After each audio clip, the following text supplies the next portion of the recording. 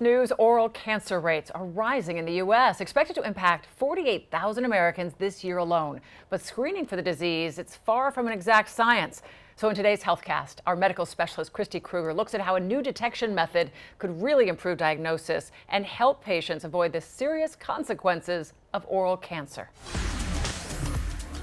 Oral cancer can be caused by things like smoking or using other tobacco products, but the human papillomavirus, or HPV, is now also leading to a rise in the number of oral cancer cases right here in the United States. Now, the standard oral screening exam doesn't always catch this disease in the early stages when it can be easily treated.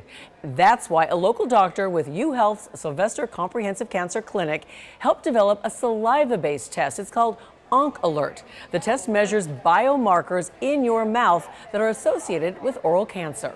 Because what this test is based on is a marker that has been seen in cancer stem cells and in stem cells in general. And so when a cell is dividing and growing and active in that way, you see a lot of expression of this particular marker. And so you can see it in brand new forming cells, and you see it in cancer. The oral cancer test is currently being tested in the U.S. and is expected to be available to the dentist sometime in the year 2018. And for many, a healthy mouth means healthy looking teeth as well, and that often leads people to whitening products. Periodontist Dr. David Genais says there have been a lot of advancements in both prescription as well as over-the-counter products over the years.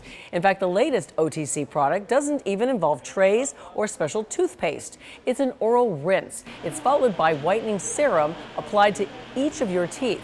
Dr. Genais says he put it to the test for us. I used it for the prescribed amount of time, and I will say that I really noticed a difference.